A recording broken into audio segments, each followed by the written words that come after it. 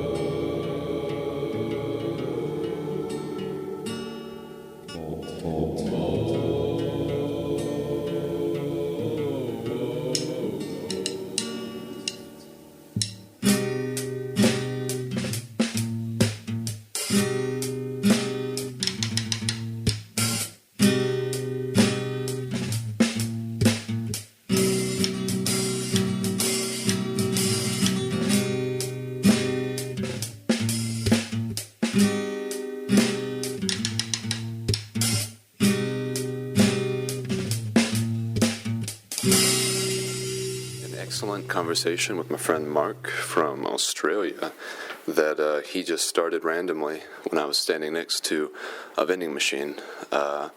Mark is actually the reason why I bought this recorder, because I had a really good conversation with him once and wished so badly that I had some way of recording it. And so I'm in class right now, although I haven't actually gone to class yet. The conversation kept me back for about 20 minutes. But Mark asked me, Mark said that he knew, or thought he knew, the reason why Western countries progressed technologically faster originally than Asian countries, and why Asian countries now are sort of playing the catch-up game. Really interesting little conversation. I'm glad that it happened. These sort of things, this is why I'm in Japan. The whole class thing obviously is not a priority. The Chinese had gunpowder for hundreds of years before we kind of stumbled across it and thought, hey, that's a pretty good thing we can use to blow up things. Let's make a killing machine. Yeah. The Chinese also had a similar thing. I mean, they used like big rockets during battle, I believe. Just big fireworks, and they'd launch at the enemy, but it wasn't really effective. They did usually rely on conventional weapons, because that was all that was needed at the time. They usually held back. Most were thrown at them, and if they were taken over, for example, say the Mongol horde or what's the name of it? Oh shit, Mark. The northern part. I thought I heard something. Yeah, what up? What up, man? What's the fucking, what are they called? I can't remember. I'm kind of brain dead because I've only slept a little bit. The northern part of China, there's like a certain ethnic group that came down and formed the Qing dynasty. Not Mongolians. What are they called? The Qing? The Manchuria? Manchurians, yeah. The Manchurian Candidate. Yeah. And those more northeast. Yeah. Geography is not important for this example. Well, I think it is, because it could also be the Mongolians, which also took over China. Pretty much everyone took over China at some point. It's kind of an ongoing joke in Chinese history. Japan never succeeded. It's kind of like they're like Team Rocket. They're like Team Rocket's like, which Pokemon's gonna send them flying? I see. They were subjugated quite a bit. I mean, there wasn't really a Chinese dynasty for many generations, I believe. Why the fuck they had corn? No one fucking drinks corn. I think We're not the retarded. last true Chinese dynasty, which is ironically, Japan is more Chinese than China. That's what Quick has said, and that the Chinese resent Japan for their preservation of Chinese culture. They've turned it to Japanese culture now. It's really funny. That is funny. No, it's basically, they kind of adapted a lot of what the rulers said, because basically when an emperor came in, that his word or basically his image. Well, actually, no, that's not what I want to say.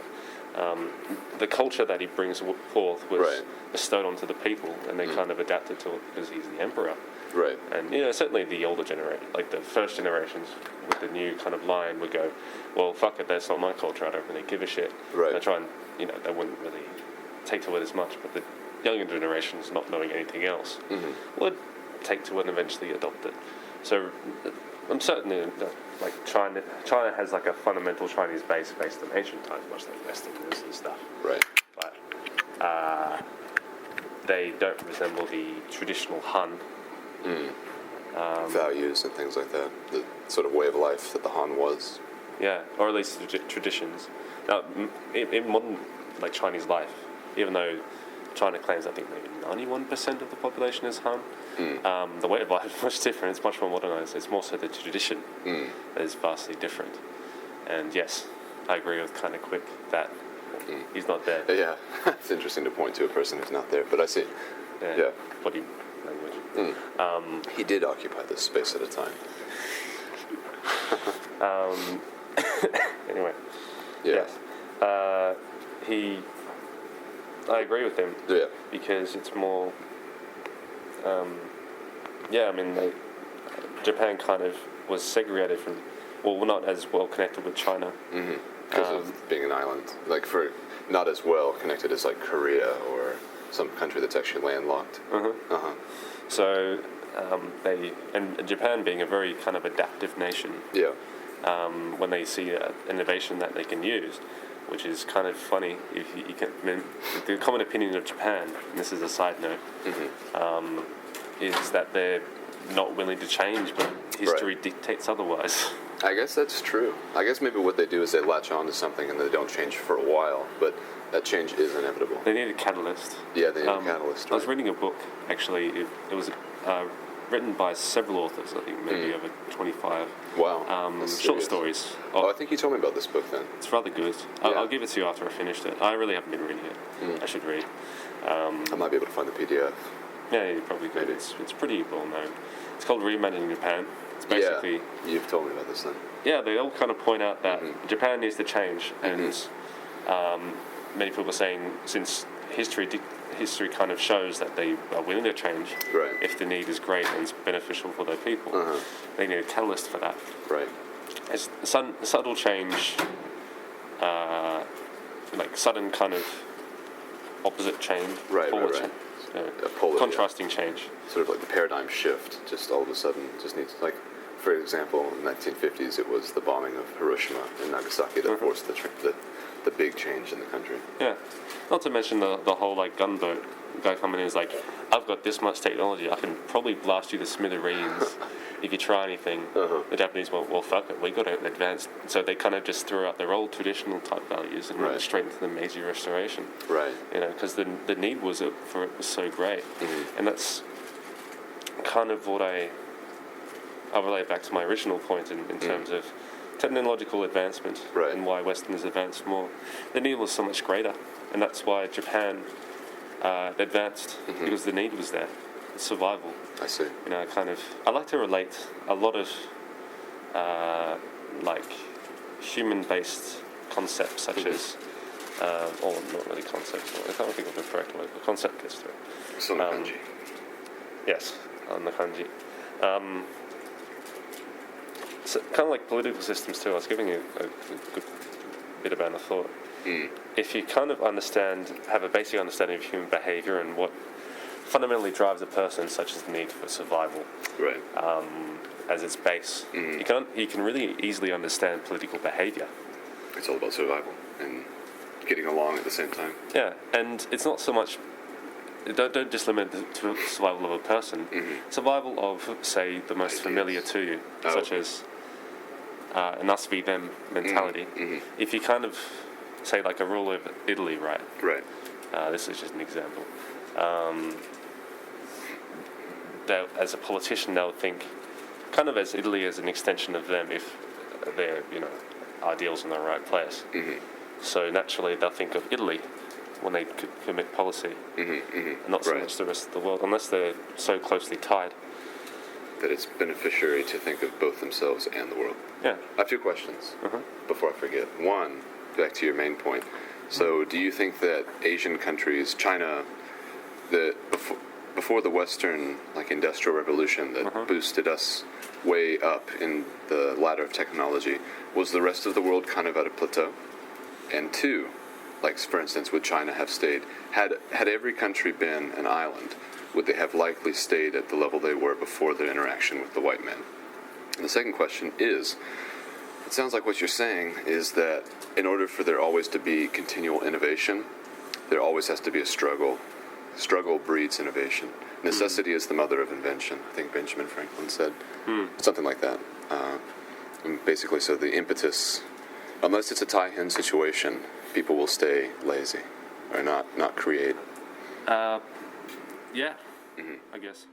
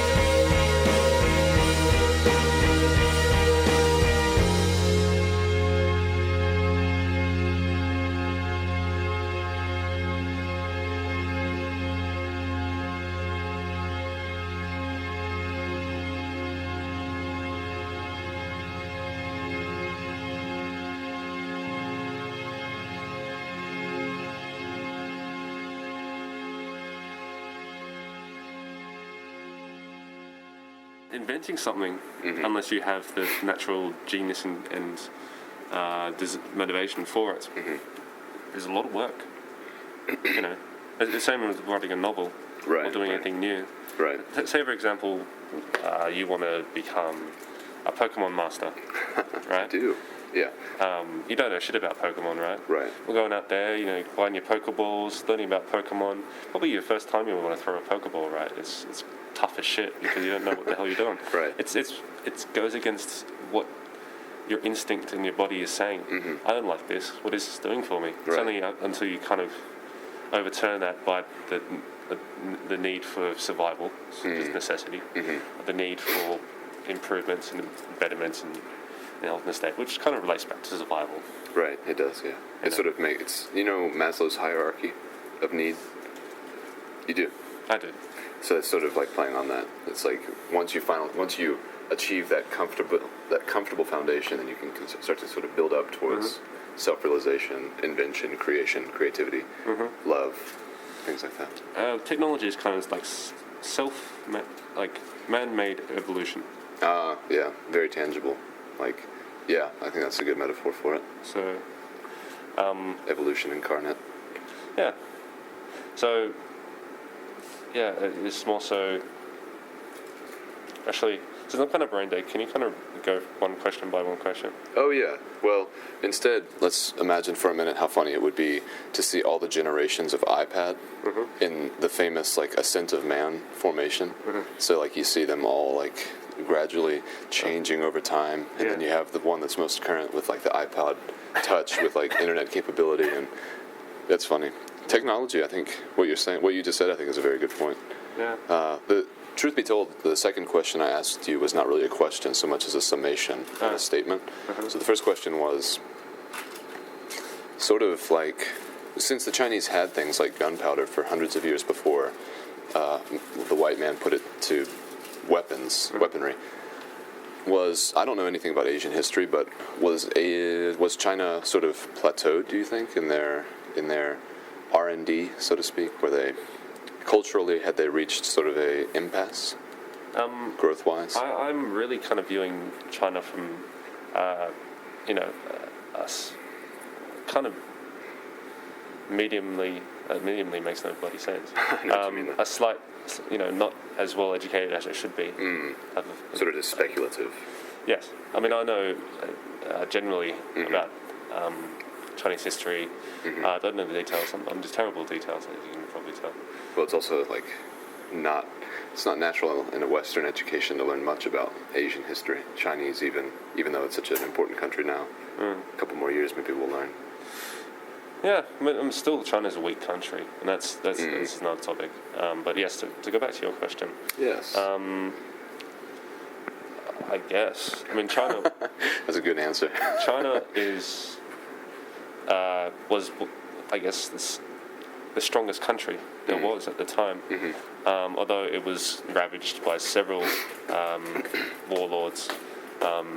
Most of these these kind of major revolutions or takeovers happened hundreds of years apart. Right. So it was relatively stable. So the need, the constant war aspect was not as prevalent. I think most of the advancement that actually happened in Chinese culture happened in ancient times when there was warring states constantly. And they refined the art of warfare.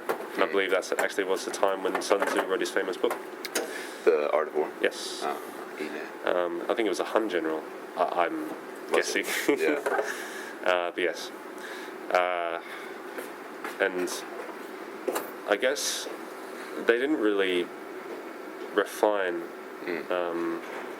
weaponry and such. They more refined tactics. So they basically just for the need to win. Right.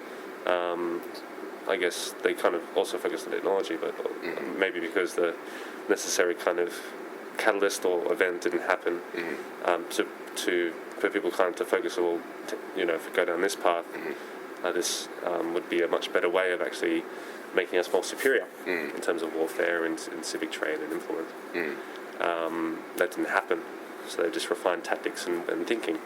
And Confucian thinking and also military thinking in China was pretty damn good. You know, when after the Warring States period and throughout the modern culture, you know, like kind of emperor dynasties. But since, you know, they were relatively peaceful, you know, they didn't see there wasn't a requirement for that.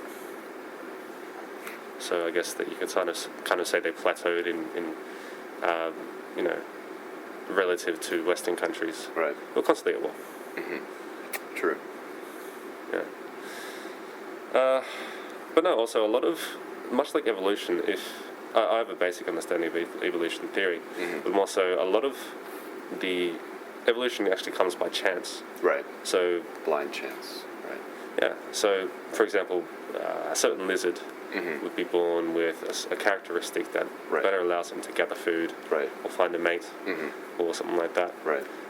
He's able to do it better than others. So he progresses his genes to further, and it proliferates, where the others kind of get left in the dust, and they lose the chance at mates or food, and they don't survive as well as the others. So over time, this is hundreds of and thousands of years. Right. This continues, and so this trait remains. Right. It's the same with evolution technology, but much more shortened, I believe. Right. No, for sure. Video games or emulator players are a very good example. Yeah. What works, what doesn't, and what's preserved through time. Yeah. So essentially, discovery happens by chance. Right. A lot of the time, actually, like gunpowder was discovered by chance. Also, like, I think PCP, the drug, was discovered in, I believe, in the 1930s. 1930s, wow. No, ecstasy. Ecstasy, I believe. In the 1930s. Probably weren't ready for that. And the guy was trying to find something else. Right. I cannot recall it, and I'm probably mistaken on the drug. But well, LSD was also in the 60s. That could be it. Albert Hoffman, he was trying to find the truth serum to interrogate, I don't remember what country, but he was trying to interrogate spies and make a substance that could force the truth out of them. So, yeah, serendipity. And since it was such an effective and, well, not really effective, but... Such a fun drug. Yeah, it proliferated. Right.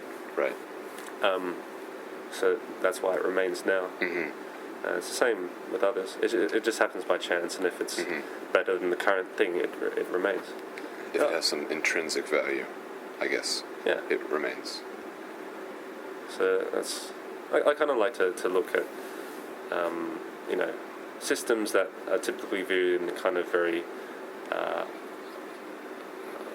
what's subjective, but they fail to realise that a lot of, say, political systems and are based off men, and their flaws come with it. Right. You know. Makes sense. So, for example, say laws, say them in ancient times, pretty damn racist. Yeah. Right. Right. But yeah, I mean, it's people fail to see that. They fail to see that, you know, the laws have flaws just like men do. They're imperfect. Right. And that was just a random topic. It's true, though. Yeah. And to understand and this kind of work you navigate through laws, you kind of dealing with a person itself. Right. A person that's kind of, you know, like kind of like a monster, where you're combining ancient thinking, ways of thinking, and you know, like modern ways of thinking, and the whole way, you know, different parties' way of thinking into this jumbled mess. Right. But it's still a person with the same kind of base workings. So the desire to survive. Right. You know, so these laws want to actually remain in place. Because it preserves the status quo of the people in charge and the population. So, yeah, that's just a thought. You know, I got to go to class, otherwise I'm going to be Mark late. Yeah, me too. Yeah. Good convo. This is part 2 of the reason why I bought this recorder. It's because of these impromptu conversations. You started this conversation by saying, you know why Westerners advance faster than Asian? That's funny. Yeah. No impetus. All right, take it easy. We'll go for a walk soon. All right, see ya. Walking along the beautiful Asakawa River with the gracious and warm sun at my back. It's about 12 o'clock on January 14th, Saturday. I'm walking to Ekimai to meet up with all the guys so we can go look for hard-offs. And I don't really give a shit about hard-offs, but I think it'll be a nice day. Fucking wind, god damn it. I'm not sure if we'll record much, but I thought it'd be good to do a little intro clip to explain where I'm going, what I'm doing, on the off chance that I do record some stuff. God, fucking wind, Jesus Christ, can't escape. And feeling really good. Drank a lot of coffee this morning, wrote Steven. I have a project that's due Monday, and there's 1,500 words that I need to write, and that's going to be a fucking breeze. I sat down today and wrote 1,500 words for fun to Steven. 3 fucking pages. And like I've said already, I'm interested in this project. So I probably will accidentally write like 3,000 because I have to incorporate research into it as well. So that'll be fun. Do that, I guess, tomorrow. I got no choice. Gotta present it soon. So that's my shit. I'm gonna try to get to Daye before everyone shows up. Buy some Bulgarian yogurt. Props to Ellie for the introduction. And some figs. Props to Lauren for the continued support. And I'm listening to a new album from Joshua Tillman, the drummer for Fleet Foxes. So really good stuff. It's a good morning, good Saturday. And as always and ever, fuck school. I genuinely promote that ideology. One final note. Well, we all drank last night, Friday, and I drank a lot, but really not very much. It affected me much more than I thought it would. I drank a beer just walking home, and then I drank an entire bottle of wine, plus a little bit of Quick's wine, and it shot me to the moon. When it all finally kicked in, that period of the night I have no recollection of. What did I do? I fell asleep. That's what I did.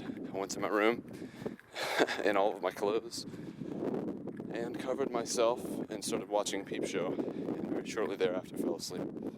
And I woke up this morning a little bit hungover. My head is a little bit hurt.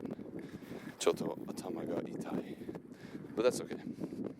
It doesn't hurt bad enough to prevent me from doing anything. I was still able to do all my push-ups. My stomach feels okay.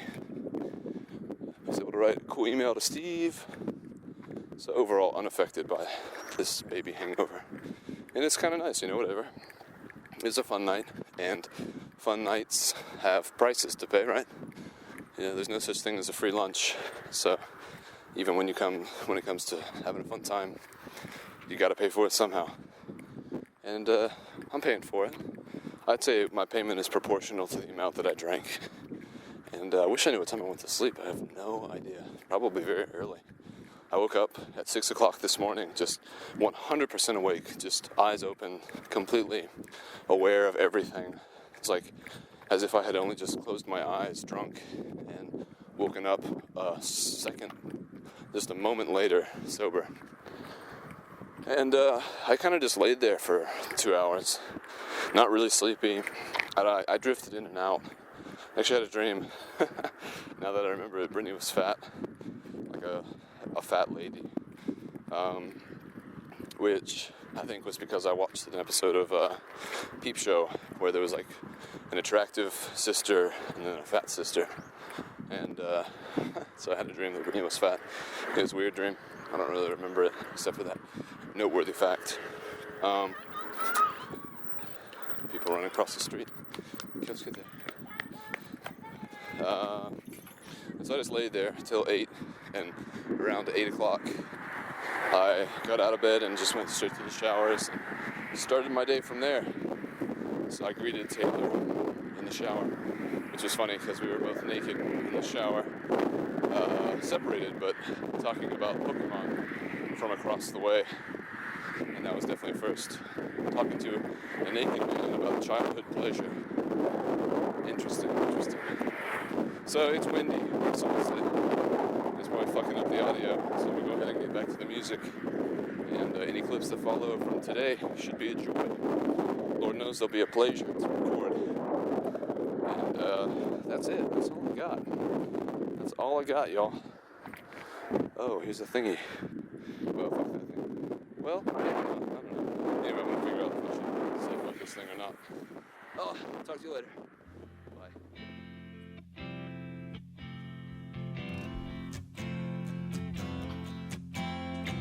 Bones sinking like stones, all that we fall for.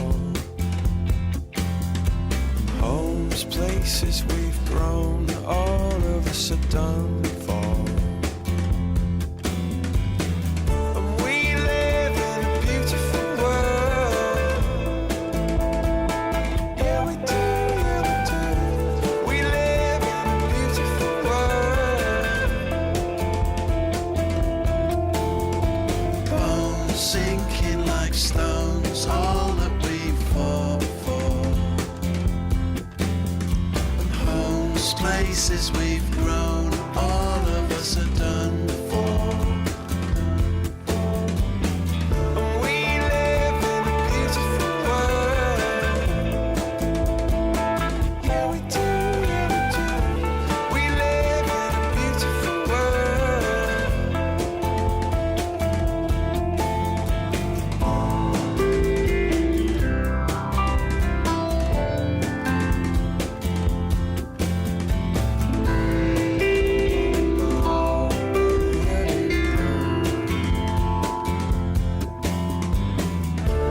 live in a beautiful world. Yeah, we do, yeah, we do. We live in a beautiful world.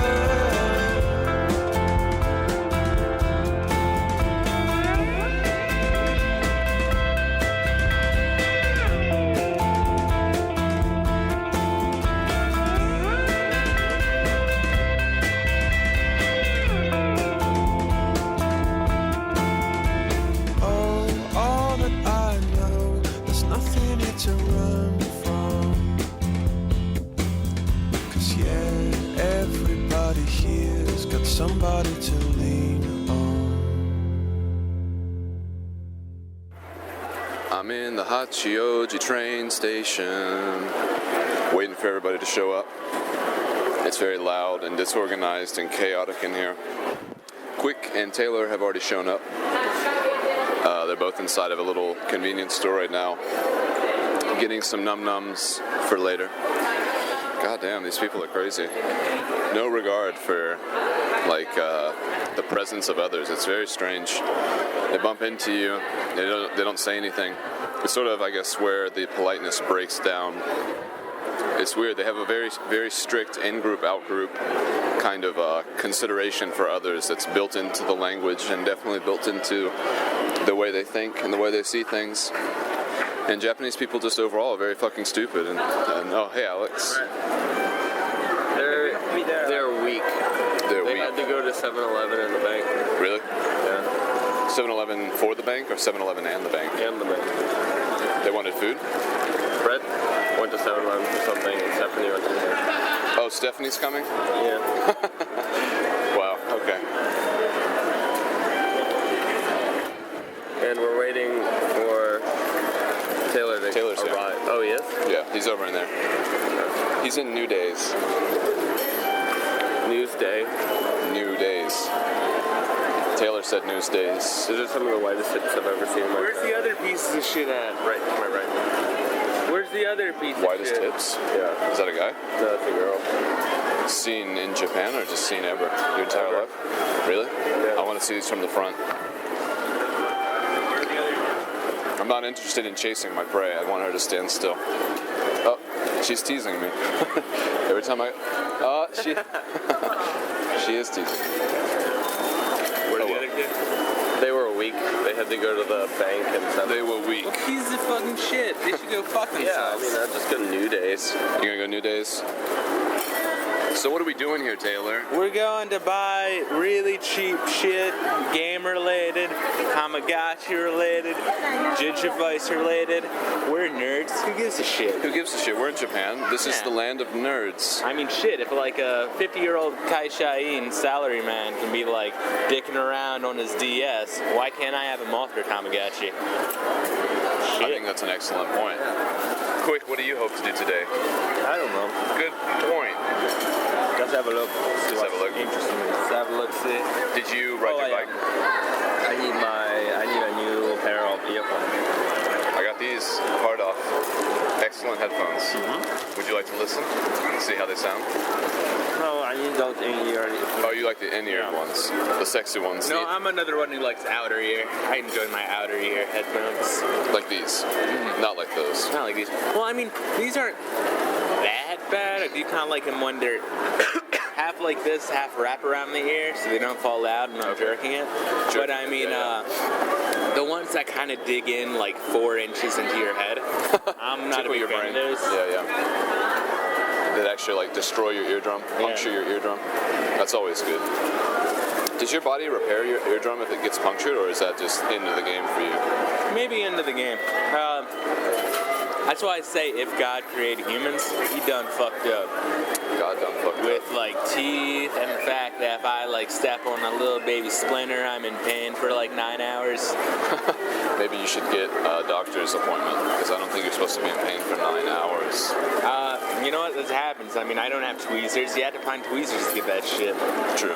Then you look at bears. Bears can like be up against like barbed wire and shit, and they'll be fine. They don't feel shit. But they also don't go to heaven. They have no souls. There's a compromise. Possibly. Maybe. January 15th, 2012. Somewhere in the neighborhood of 1:30 or so. Sunday. And I'm on a walk right now to Ekimai. And I don't want to make this clip too long, although that's usually my intention, and I usually fail. Make them too long or more. And right now I'm going for a walk to get some groceries and to pick up a bike box from one of the local bike places close to the train station, hopefully, so that I can ship my bike back to America in 12 days. Amazing. Very, very amazing. I need to be careful now. I have about $600 or so Japanese money, and I need to be very wise with it, because I need to make sure I have enough money to get everything I need back to America, including myself. So, gotta be a little bit more wise. Not to say that I have been by any means careless, however. And before I left the dorms just now, I went to all the rooms and talked to a few people, and it sounds like we're all going to go out for sushi tonight, which should be fun. Today, I've been working on my economic course my final paper, and a associated, funny word to choose, an associated presentation that I need to make to go along with it, and the paper's going really, really well. I've written 1,000 words already, and it's really flowing like poetry. I feel like I'm writing a poem. And I have written 2 of my main points, the introduction and the first body paragraph. And so I have 2 more body paragraphs and then a conclusion. So I think this is going to end up being quite a very dense paper, perhaps the longest I've ever written. And the flow is there. I know where I want to go with the paper. And again, just the language that is naturally coming for me to actually write the paper is very, very stimulating. And each sentence writes itself and inspires the next as well. And so I'm taking a little bit of break from that while the sun's still out to get outside and get some fresh air. Definitely don't want to be cooped up inside all day writing a paper or creating a presentation. Not only because it's really boring sounding, but also just because I know that to keep this kind of creative flow ebbing and flowing appropriately so that the paper can get done well. You can't really just sit there for like 7 hours and expect it to be constantly at the same quality, at the same level. You know, it's sort of like sprinting. You have to go for short bursts at maximum level. And so I'm taking this break, and should be a nice little couple hours here out on the road. It's a little bit cold. Reminds me of a day back in Georgia, but I'm not sure. Just a general kind of feeling kind of day. You know how different seasons kind of give you different feelings, or at least they do for me. And so this feels like a day in Georgia that I felt before. It's kind of cold, but it's not too windy. A little overcast. Not a bad day. And yesterday, I didn't really record much. After taking my recorder a few times now to various places that I've gone with people, I've realized that it's not the best idea to record every single thing. So I've tried to be more selective when I actually turn on the recorder. However, there were a few conversations yesterday that would have been good to record. I just didn't. And I think that was the right choice, and I think that's okay, because naturally I think those sort of situations will continue to present themselves, and the ones that I capture, great, and the ones that I don't, that's okay too. And so yesterday, didn't really do much recording, and I'm at peace with that. However, it was a very, very good day. I went shopping with Alex, Brett, Taylor, Stephanie, Quick, and then of course myself included. And we went to a series of stores called Hard Offs, and Hard Off is basically like an electronics warehouse where there's a bunch of used things for really, really cheap. And most of these guys are pretty interested in video games and sort of like collecting video games, systems, and games themselves. And so we went to two different Hard Offs yesterday that were in Tachikawa, which is a city very close to Hachioji. And I went with them with no real intention of buying anything, just a vague sort of feeling that it might be a good idea to go, bring my camera, bring my recorder, and anticipate fun time. Which, all the above did occur. Plus, I bought something that I'm very, very happy about. I bought a third generation iPod, which quite a hilarious purchase in my own opinion. It's a very, very old iPod from 2003. Before iPods started using color in their products. And so I bought this 20 gigabyte Keiko Furui iPod for $40, basically, if you translate it from yen to dollar. And it was packaged beautifully in like this original box. All the cords and cables hadn't been opened.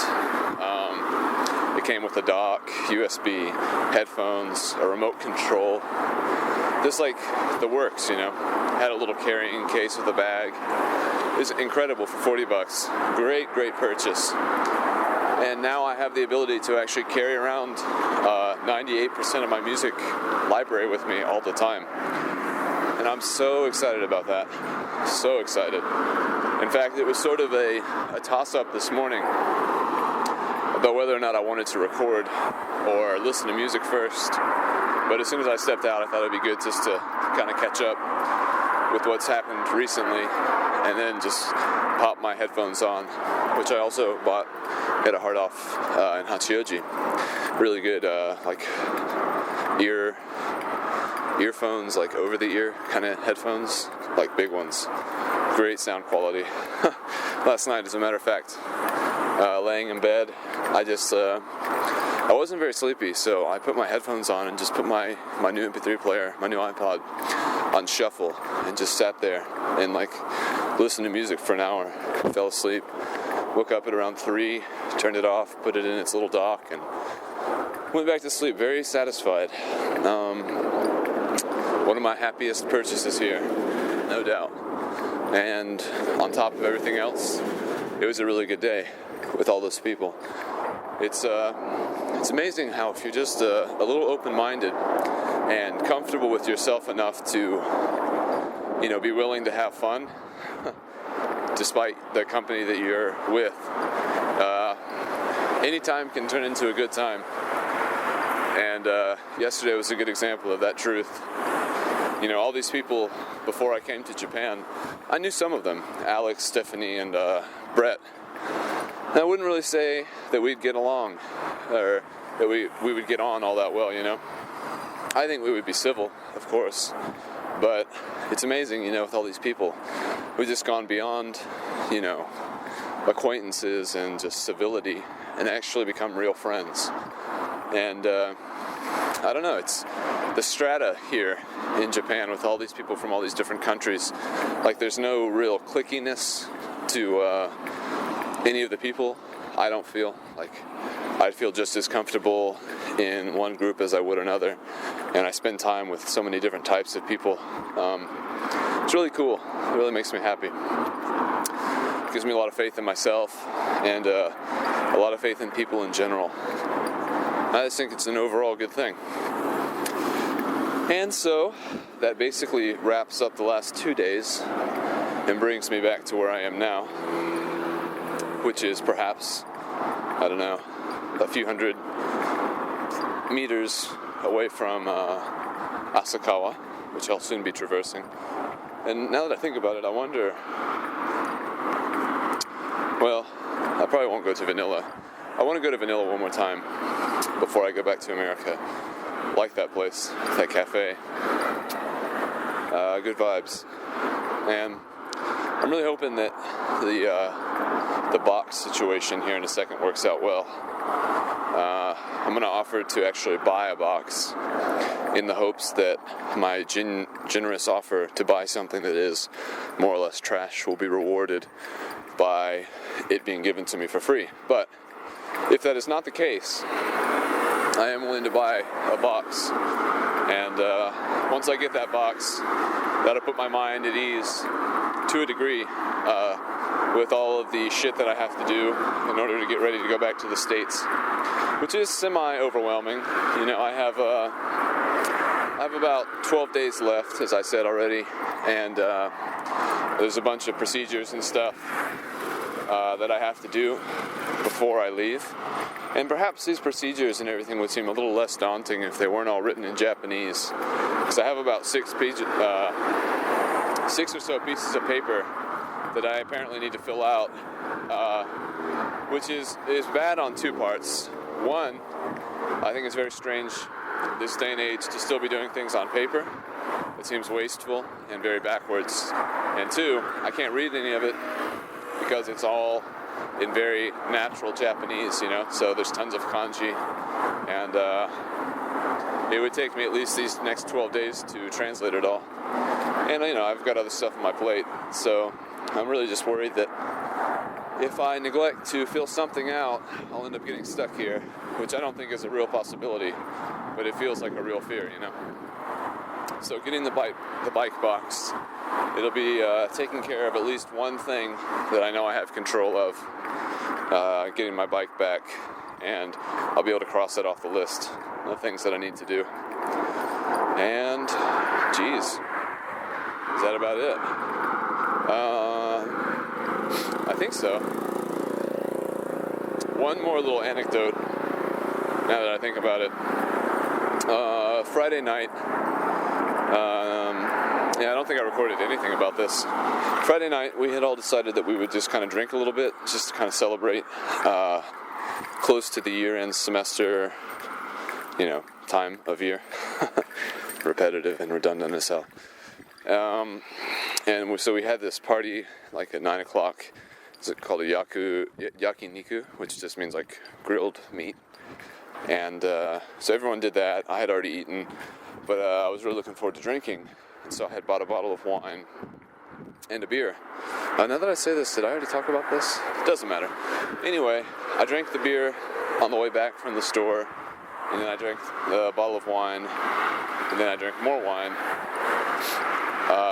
Got really, really drunk, and I fell asleep.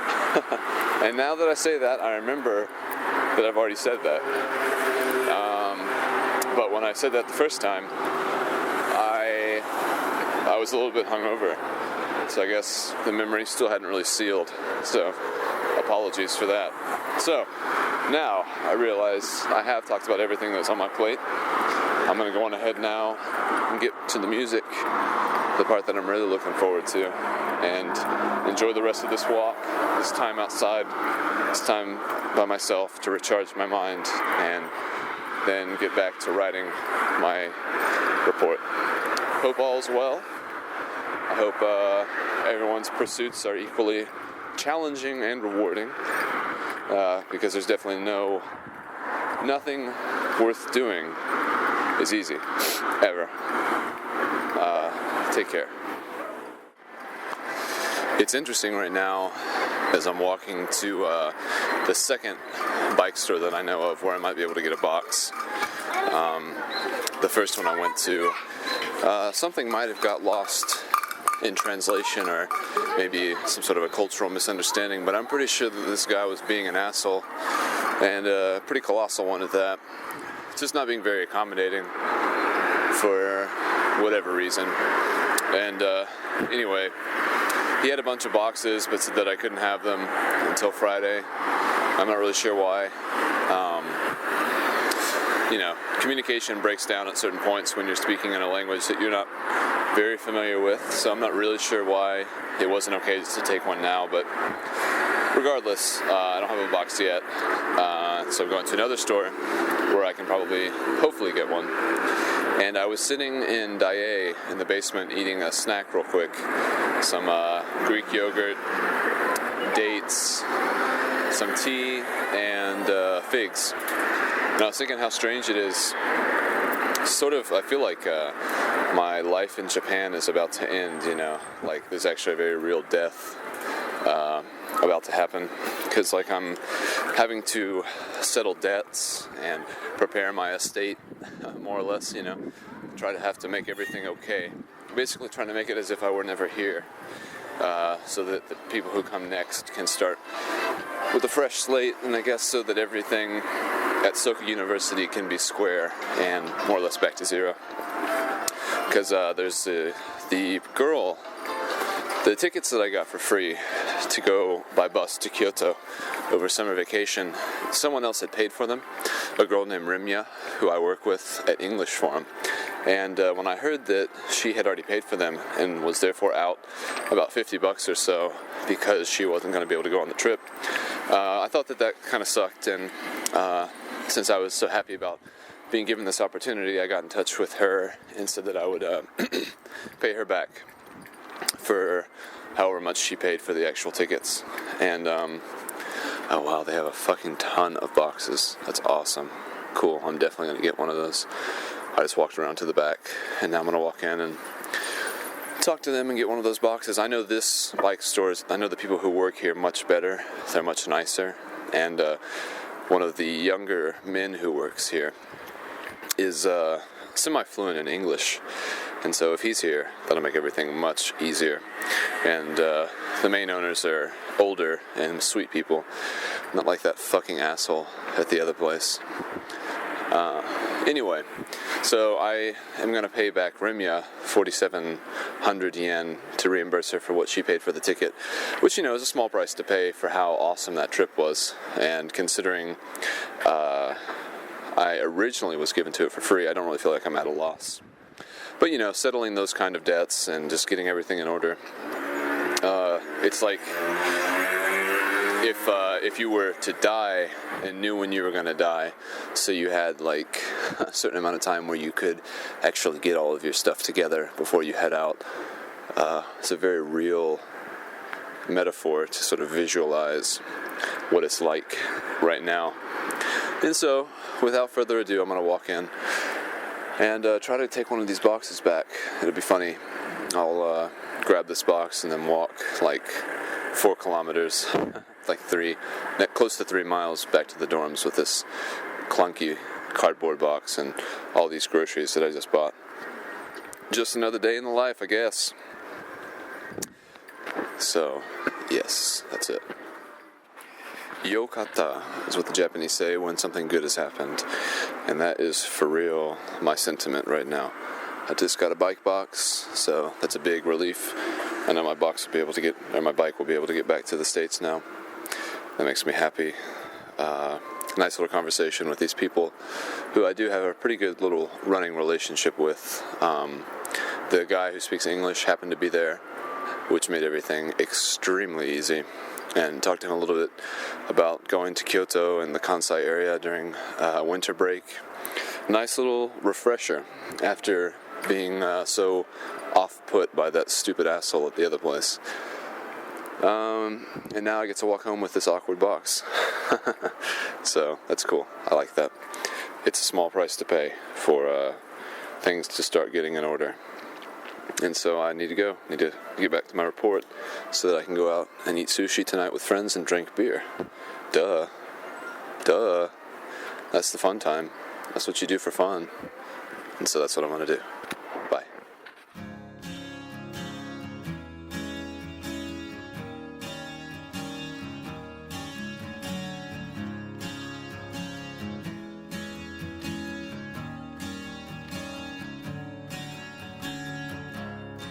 Where do we go? Nobody knows. I've gotta say I'm on my way down. God give me style and give me grace. God put a smile upon my face.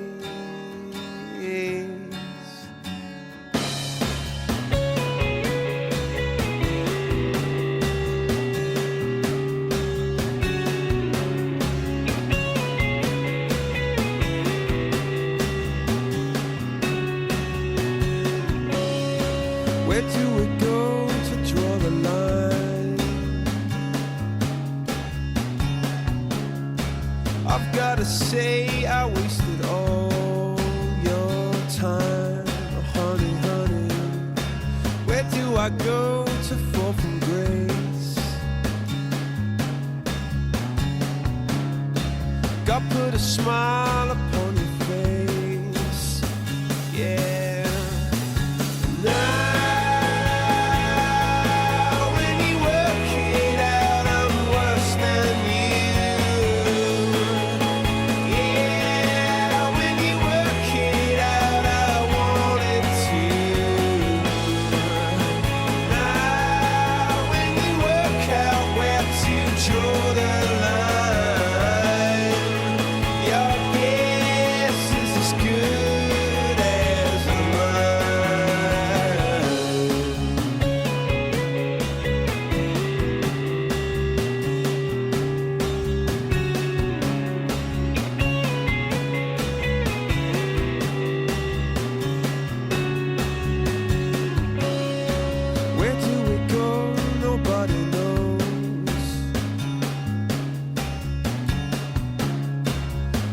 say you're on your way down when God gave you style and gave you grace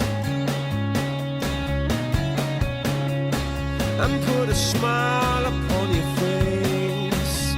Oh yeah. Now when you work it out, I'm worse than you.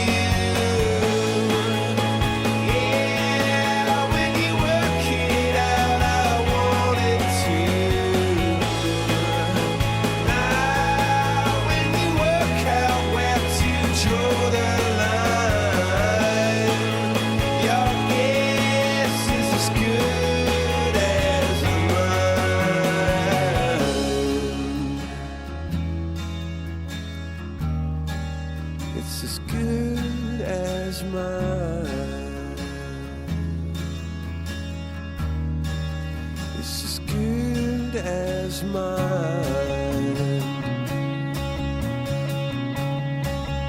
It's as good as mine.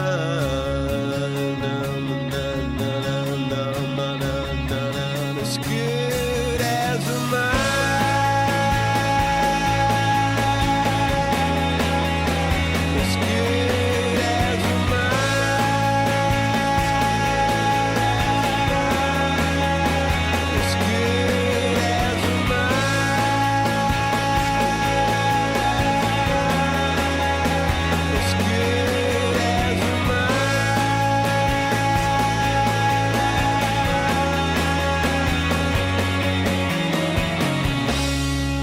Where do we go? Nobody knows. Don't ever say you're on your way down when God gave you style and gave you grace and put a smile upon your face.